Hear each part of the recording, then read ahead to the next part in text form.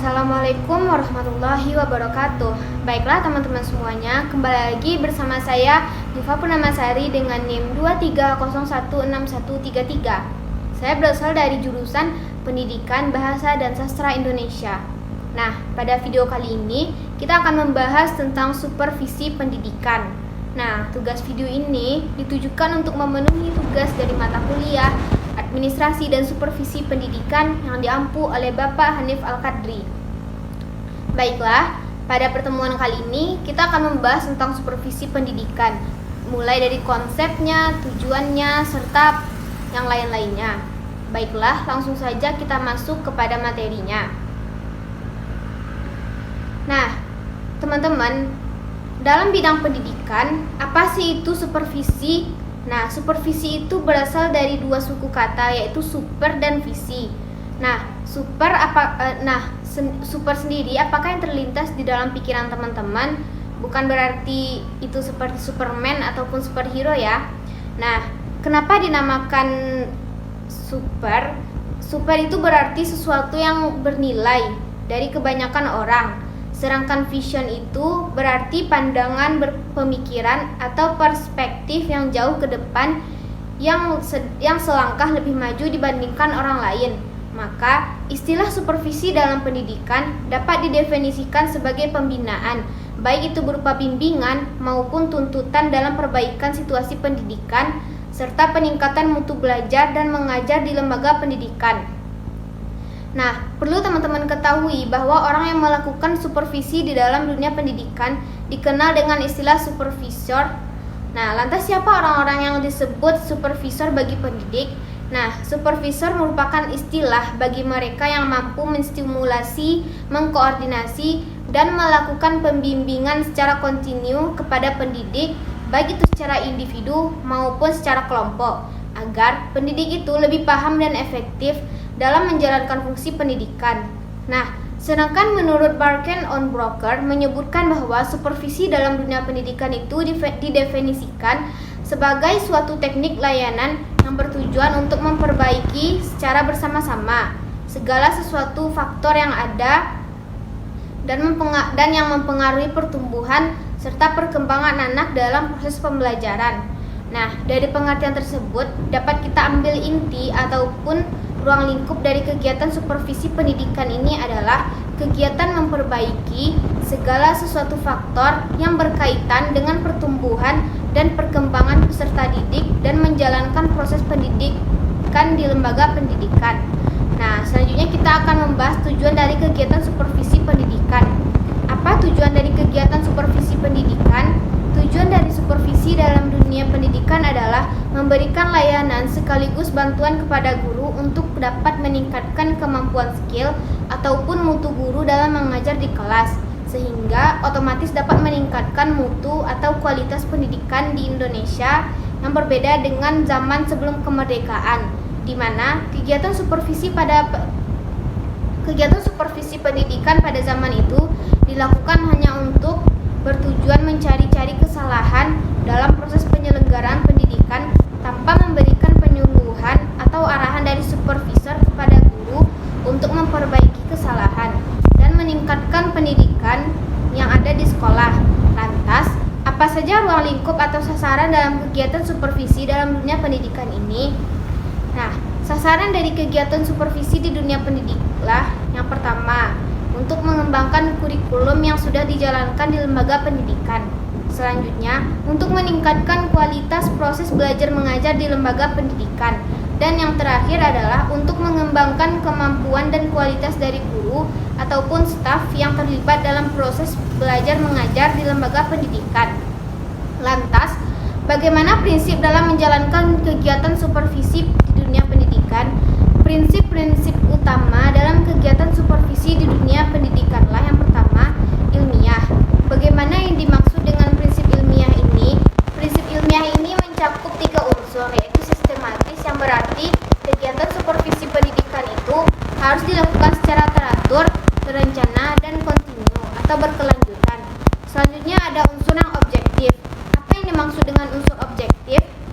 Kegiatan supervisi pendidikan ini harus dilakukan atau harus disertai dengan data-data yang diperoleh melalui observasi secara langsung dan nyata datanya. Dan yang terakhir adalah unsur menggunakan alat yang benar-benar dapat memberikan informasi. Prinsip utama lainnya dalam kegiatan supervisi di dunia pendidikan adalah prinsip yang demokratis. Bagaimana pula yang dimaksud dengan prinsip demokratis ini? Kegiatan supervisi di dunia pendidikan itu harus dilakukan secara merata, sama bagi seluruh orang yang terlibat di dalam proses pembelajaran di lembaga pendidikan tanpa dibeda-bedakan. Prinsip yang ketiga adalah kerjasama. Maksudnya kegiatan supervisi merupakan kegiatan kerjasama antar pihak-pihak yang ada di lembaga pendidikan. Selanjutnya ada prinsip konstruktif dan kreatif. Kegiatan supervisi di pendidikan itu merupakan kegiatan yang bertujuan untuk mewujudkan hal-hal baru serta memperbaiki hal-hal yang sebelumnya berdasarkan fakta-fakta atau sesuatu yang real di kehidupan nyata. Prinsip berikutnya yaitu prinsip inovatif.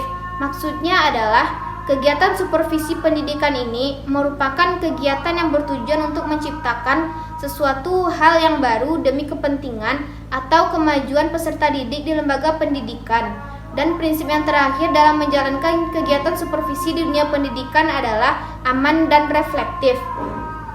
Maksudnya, kegiatan supervisi di dunia pendidikan harus mampu memberikan rasa aman bagi para guru, sehingga guru dapat secara bebas mengeluarkan kenyataan yang ada di kelas, dan kegiatan supervisi juga harus sesuai dengan keadaan yang sebenarnya di lembaga pendidikan dan tidak dibuat-buat.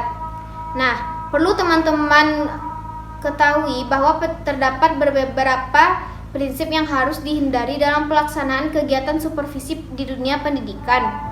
Prinsip apa aja itu? Yang pertama ada prinsip otoriter.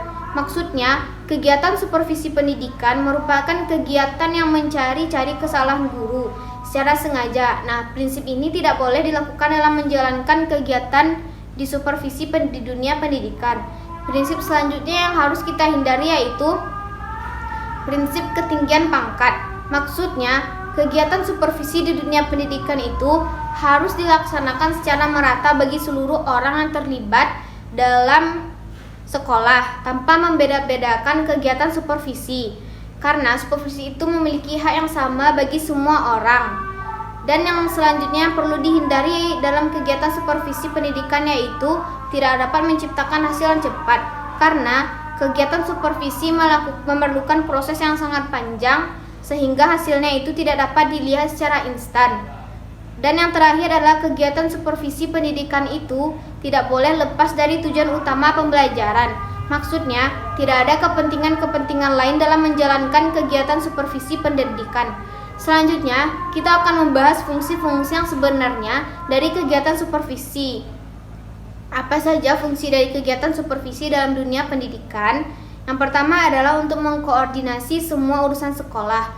Fungsi yang kedua adalah untuk melengkapi kepemimpinan di sekolah, untuk memperluas berbagai pengalaman sekolah, dan untuk menstimulasi usaha-usaha kreatif yang ada di sekolah. Fungsi lainnya adalah untuk memberikan berbagai fasilitas yang dibutuhkan oleh sekolah atau lembaga pendidikan, dan untuk melakukan analisis semua situasi belajar mengajar yang ada di semua lembaga pendidikan, sehingga kesalahan-kesalahan yang ada itu dapat terdeteksi dan dapat dilakukan perbaikan, sehingga dapat meningkatkan mutu dan kualitas pendidikan. Fungsi lainnya adalah untuk memberikan pengetahuan dan keterampilan pada lembaga pendidikan. Dan yang terakhir adalah untuk memberikan wawasan yang luas dan berintegrasi antar satu sama lain. Nah, baiklah teman-teman semuanya, hanya itu yang dapat kita bahas pada pertemuan kali ini. Nah, supervisi itu memiliki peranan yang sangat penting dalam koordinator dan mampu mengevaluasi proses pembelajaran yang ada di sekolah. Selain berperan sebagai pengawasan dalam proses belajar mengajar di sekolah, kegiatan supervisi itu juga sangat membantu untuk meningkatkan mutu dan profesionalitas para personal pendidik, khususnya bagi guru dan karyawan sekolah, sehingga segala masa itu dapat teratasi sehingga dapat meningkatkan mutu pendidikan. Baiklah teman-teman semuanya, hanya itu yang dapat saya sampaikan pada kali ini. Jika terdapat kesalahan dalam pengucapan, saya mohon maaf. Semoga apa yang saya sampaikan ini dapat bermanfaat bagi kita semua dan bagi saya sendiri. Assalamualaikum warahmatullahi wabarakatuh.